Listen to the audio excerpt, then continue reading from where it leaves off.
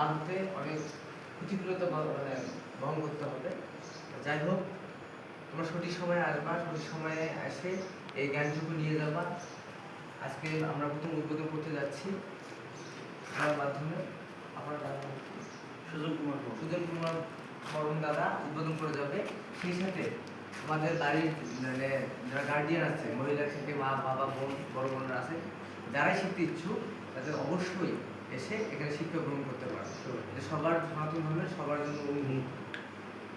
এই বলে আমার কথা এখানে শেষ করছি। গুরু ব্রহ্ম জয়। তারপরে একটু করে বলে দুই একটা তুমি একটু বলো। আমারও মনে হয়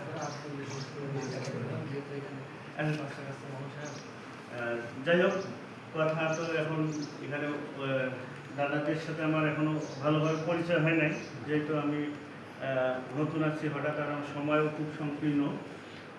আমি যে রনি দাদার সাথে মানে একটু কথা হয়েছে এই তাই না, আপনাদের সাথে আমরা পরিচয় হবো পার্সোনাল হবে, এর আগে এগুলো বিদায় নিয়ে নেই। এখন তোমাদের জন্য কথা হচ্ছে, প্রতি শুক্রবার আমরা যে এখানে একদিন করে সপ্তাহে স্কুল বন্ধ দিয়ে এখানে আসবে, এখানে গীতা পড়ানো হবে। যে গীতার শুদ্ধ উচ্চারণ সংস্কৃততে, প্রত্যেকটা শব্দের অর্থ বা অনুবাদ তাৎপর্য এগুলো শেখানো হবে। এই শিক্ষাটা কিন্তু সবাই প্রয়োজন, অর্থাৎ আমাদের যারা যদি মা বোন অনেক সিনিয়র আছে তাদেরও প্রয়োজন। যদি কেউ আসতে চায় তোমরা বলবা যে এখানে সবাই সবাই করতে পারবে, সবার জন্য মুক্ত। আর আপাতত আমরা বিভিন্ন জায়গায় কেন্দ্র স্থাপন করতেছি। আমরা যেহেতু সংস্কৃতগুলো আমরা সব এই হ্যান্ডনোট দিয়ে দেবো, যেই করা কেন প্রত্যেকটা শব্দের হ্যান্ডনোট আমার তৈরি করা আছে। তো এখানে বিজ্ঞানের সাথে কতদিন আমার এই নিয়ে কথাবার্তা হয়েছে, তাই এইরকম ধরনের এখন লোক পায় নাই। যদি এর চেয়ে ভালো কেউ পায়, আর আমরা কিছুদিন পড়াবে, বিজ্ঞান পড়াবে। আর যদি কোনো সমস্যা হয় সরাসরি বলবেন বা বলবা, আমি সমস্যার সমাধান করার চেষ্টা করব।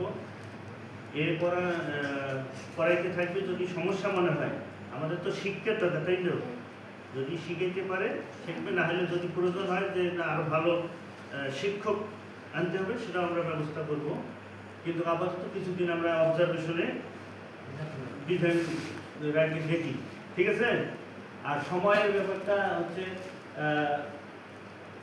এখানে কয়েকটায় আসলে ভালো হয় সেটা তোমরা ডিসিশন দেবে। আর এই যে পড়াবে, আমার তো আর